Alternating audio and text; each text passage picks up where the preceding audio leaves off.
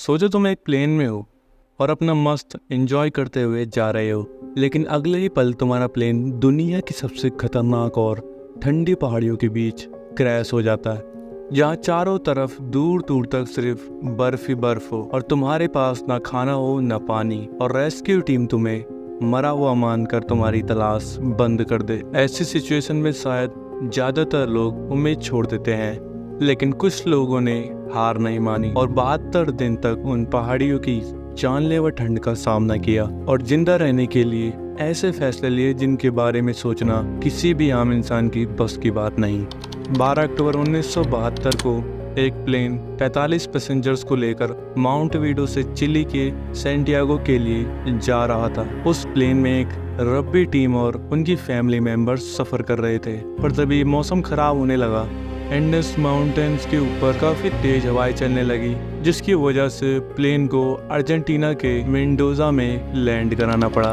13 अक्टूबर को भी सुबह मौसम पूरी तरह क्लियर नहीं हुआ था। पायलट ने कुछ घंटे वेट किया और दोपहर के 2:18 पर मेंडोजा से टेक ऑफ किया और कुछ ही देर बाद वो एंडेस माउंटेन्स के ऊपर पहुंच चुके थे। माउंटेन्स के ऊपर काफी बादल हो रहे थे, जिसकी वजह से पायलट को साफ साफ नहीं दिख रहा था। पायलट को लगा कि वो एंडेस माउंटेन्स को पार कर चुके हैं और अब वो चिली पहुंचने वाले हैं। ये सोचकर पायलट प्लेन को धीरे धीरे नीचे की तरफ ले आता है, पर एक गलतफहमी ने सब कुछ बदल दिया। प्लेन अभी भी पहाड़ों के बीच में ही था।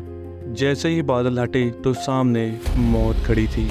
पायलट ने तुरंत प्लेन को ऊपर ले जाने की कोशिश की, जिसकी वजह से इंजन बहुत तेज आवाज करने लगा। कुछ सेकंड के लिए ऐसा लगा कि शायद प्लेन पहाड़ों को क्रॉस कर लेगा, लेकिन किस्मत को कुछ और ही मंजूर था और तभी प्लेन का राइट विंग पहाड़ से टकरा जाता है और टूटकर अलग हो जाता है, और कुछ पल बाद लेफ्ट विंग भी टूटकर अलग हो जाता है। प्लेन के अंदर अफरा तफरी मच गई। लोग अपनी सीट से उछलने लगे और चिल्लाने लगे, पर तभी प्लेन का पिछला हिस्सा भी अलग हो गया और अब प्लेन जमीन पे घसीटता हुआ पहाड़ से टकराता है और उसी वक्त 12 लोगों की मौत हो जाती है। किसी को कुछ भी समझ में नहीं आता कि ये हुआ क्या, पर तभी माहौल एकदम शांत हो चुका था। चारों तरफ सिर्फ सन्नाटा था और जो लोग बच गए थे उन्हें लगा कि जो सबसे बुरी चीज होनी थी वो हो चुकी, लेकिन बुरा वक्त तो अब शुरू हुआ था। उनके पास ना तो भारी विंटर जैकेट्स थी और ना ही कोई मेडिकल किट।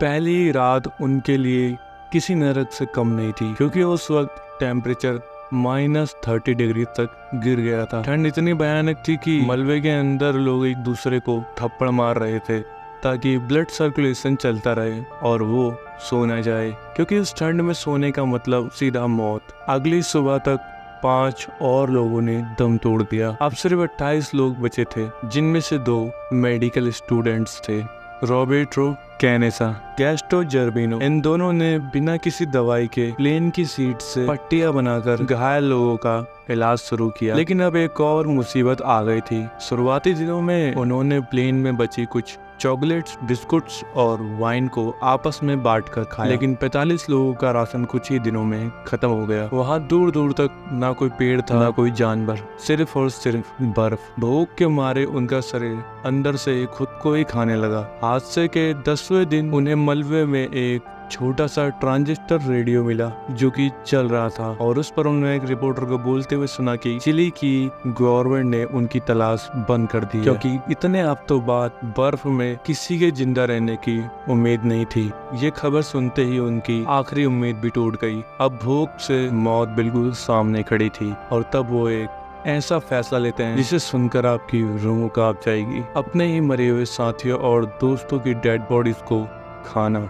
जी हाँ गाइस, इसके सिवा उनके पास कोई और चारा नहीं था। शुरुआत में कई लोगों ने इससे साफ इनकार कर दिया, लेकिन रॉबर्टो कैनेसा और नैंडो पराडो ने सबको समझाया कि अगर जिंदा रहना है तो ये कोई पाप नहीं बल्कि एक मजबूरी है। और फिर उन लोगों ने आपस में एक वादा किया, अगर मैं मर जाऊं तो तुम मेरा शरीर खा सकते हो ताकि तुम जिंदा रह सको। और इस तरह इंसानी इतिहास का सबसे कठिन फैसला लिया गया। अभी इनकी मुश्किलें खत्म नहीं हुई थी कि तभी 29 अक्टूबर की रात, जब सब लोग मलबे के अंदर सो रहे थे, बर्फ का एक तूफान प्लेन के मलबे को पूरी तरह से दबा देता है। इस बर्फ के तूफान की वजह से 8 और लोगों की दम घुटने से मौत हो गई। इसमें टीम के कप्तान भी शामिल थे। बचे हुए लोग 3 दिन तक बर्फ के नीचे उसी मलबे में दबे रहे। हालत इतनी खराब थी कि उन्हें बर्फ के नीचे दबे हुए अपने ही साथियों की डेड बॉडीज को खाना पड़ा, जो अभी बर्फ के तूफान में मरे थे।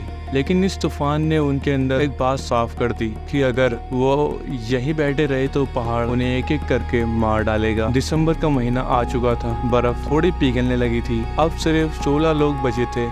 उन्होंने तय किया कि वो खुद अपनी मदद ढूंढेंगे, और तभी रग्बी टीम के 2 सबसे मजबूत लड़के नैंडो पराडो और रोबेड्रो कैनेसा ने पहाड़ों को पार करने का फैसला किया। उनके पास कोई ट्रैकिंग गियर नहीं था, ना कोई मैप था। उन्होंने प्लेन के इंसुलेशन मटेरियल से एक स्लीपिंग बैग सिला ताकि वो रात की ठंड में बाहर सो सके। वो लोग लगातार 10 दिनों तक बिना रुके, बिना थके, जमी हुई बर्फ और नुकीले पत्थरों पर चलते रहे। उनकी चमड़ी झुलस चुकी थी और पैर पूरे खून से लथपथ थे। 9वें दिन वो चिली के एक मैदानी इलाके में पहुंचे जहां बर्फ खत्म हो चुकी थी और एक नदी बह रही थी। नदी की दूसरी तरफ उन्हें एक घुड़सवार दिखाई दिया। नैंडो ने एक कागज पर लिखा, मेरा प्लेन पहाड़ों में क्रैश हो गया है, मेरे 14 दोस्त अभी भी वहीं फंसे हैं, मेरी मदद करो। और उस कागज को एक पत्थर पर लपेटकर उस घुड़सवार की तरफ फेंका, और तब उस घुड़सवार ने रेस्क्यू टीम को इन्फॉर्म किया।